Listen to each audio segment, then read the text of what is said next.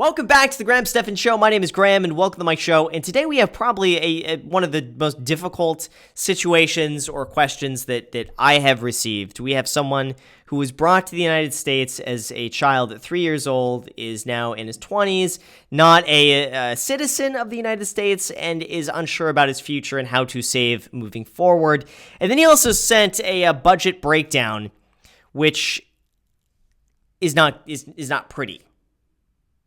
It's not pretty. So we're going to bring him on and see what's going on. So welcome to the Stephan Show. What's going on?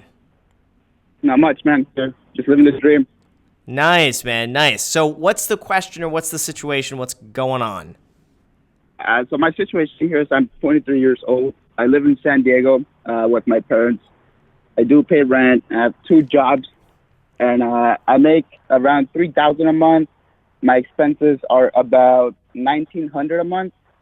I'm a dreamer, which means that I have unlawful presence in the United States as I was brought as a child. But I do have some deferred action from deportation and become eligible for a work permit in the U.S. Wow, that is a unique situation, man. Wow, geez. Yeah, so this it ends like around age 30, and after that, I don't know what's gonna happen exactly. Wait, so explain this to me because I don't know exactly how this works. So what's the background here? So you were brought to the United States as a child, raised here, and yes, I've been here yeah for about 20 years of my life, but because of that, I don't like to invest in like a 401k or a Roth IRA. What can you do to legally become a citizen of the United States? Probably have to marry somebody from the United States, and from there go on. But it's a big process either way. Man, I mean that's just a very tough situation to be in all the way around, and what a I don't even know where to begin with that, to be honest, because what can you do? I mean, on one hand, if you accumulate, I don't know if you can accumulate any assets here. Maybe could you buy stocks, or is that going to be forfeited? I mean, I see the risk in that. I don't know how likely the United States is to really crack down on all of that. You know, I just think the situation, especially here, is so common that for them to do that on such a large scale, I mean, people would just be up in arms if that were to happen.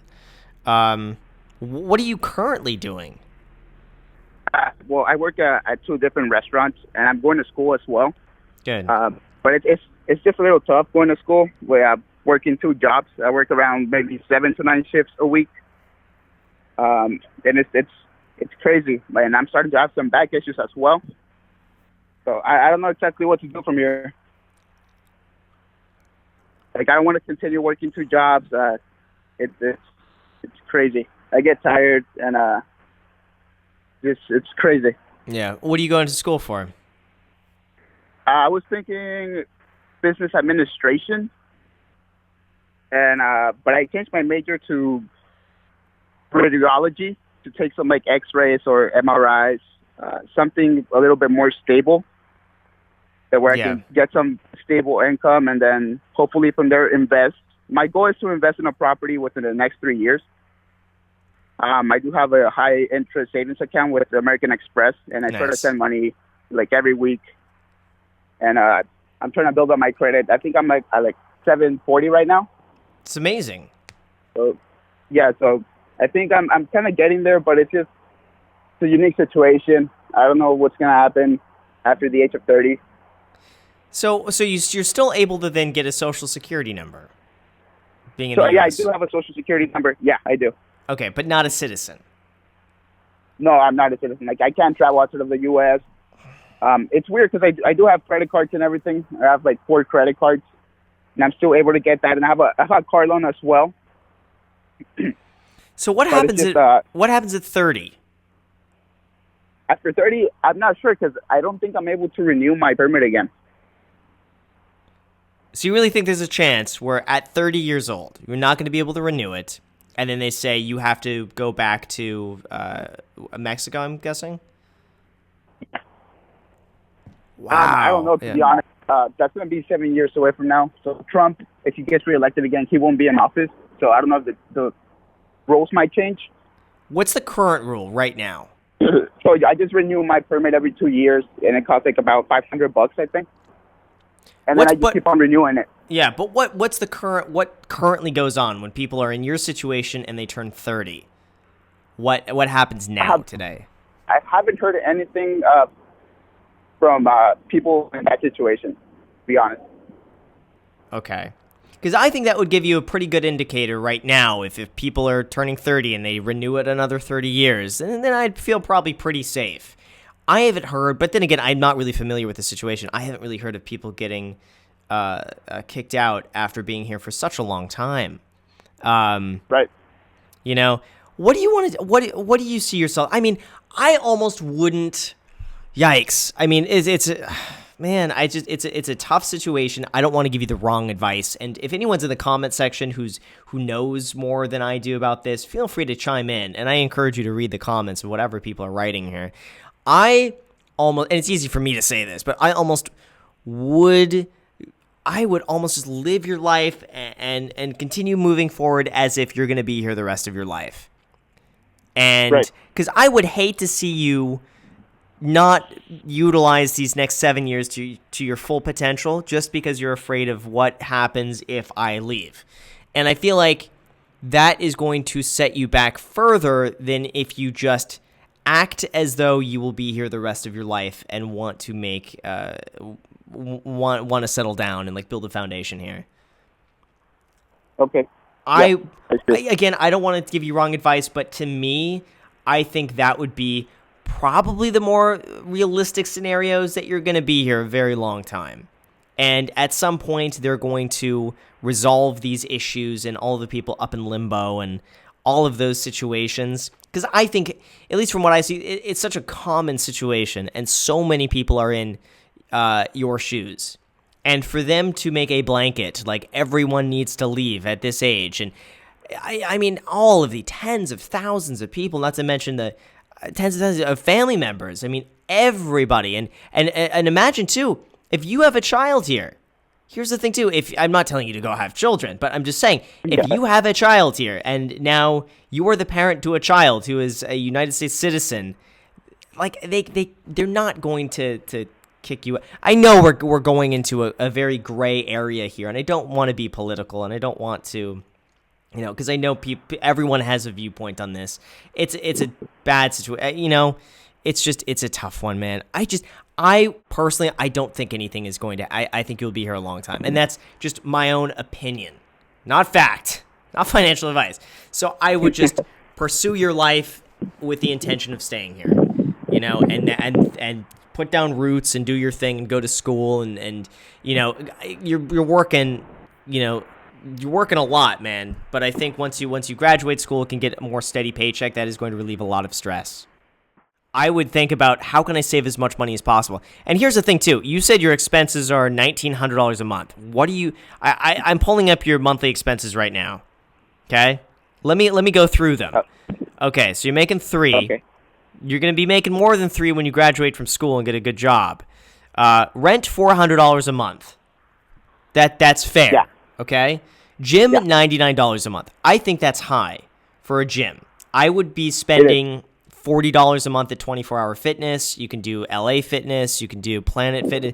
I would cut back on the gym, to be completely honest with you. I'd get it below $50 a month. So you'll save $50 right there. Monthly expenses, Spotify. Not a huge fan of paying for Spotify.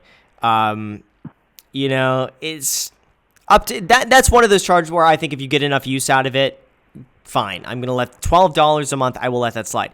Car insurance, $120 a month. I would shop around for car insurance because where I think you are going crazy here is $500 a month on a 2017 Chevy Cruze. Why do you need a almost brand new Chevy Cruze that's $500 a month? So what happened here is when I was 18, I got a 2010 Chevy Camaro.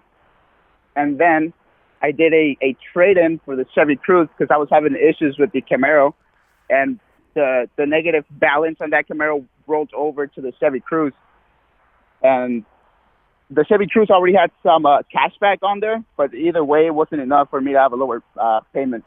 No, that payment is ridiculous, man. That is I've been such trying to refinance, but I'm on negative numbers, so I would have to put in a down payment in order to have a lower payment. Here's a thought. Why can you sell the car and just pay out of pocket to get rid of it? I wish I could, but the car is worth like around maybe $10,000 because they depreciate so much in value, and I still owe like $15,000. So I would do payments on it, and to me it doesn't make sense to do that. I still have to pay like $6,000 out of my own pocket. Even then, man. I mean, ideally, you should have bought a $4,000 or $5,000 car, get it like an older Toyota Corolla or Honda Civic or something like that you just drive into the ground. You know, where your payment's going to be $150 a month. I would almost just recommend still selling the car, coming out of pocket on that, and going and getting some, because you're paying $500. You could, in 1 year of payments on this, own another car outright in cash. You know, it's man, crazy. It is. I would highly consider getting rid of the car, even if you have to come out of pocket to sell the car. You're still spending $500 a month on a car that is continuing to go down in value. So it's I get what you're saying, that you're gonna have to come out of pocket to sell it, and you're not gonna get the true value of the car. But like, oh, man, you could save $4,000 or $5,000 by selling this car over the long term, over a few years, by just going and getting another car that's a little bit older. But anyway, I mean, that's just something to consider there. You're not saving enough. $140 a month in gas, $240 on food. Food's high. Gym too. Why do you have two gyms? So one is a boxing gym, and the other one is a regular, like, 24-hour gym. The boxing gym is $99? Yeah. Okay. Health insurance, $142. That's about right. What's personal hygiene? $100? Just like haircuts and stuff like that. Being $100. How is $100 a month for a haircut? What sort of haircut do you have? So I go in very often, like maybe like every week and a half, and they're about $36. Dude.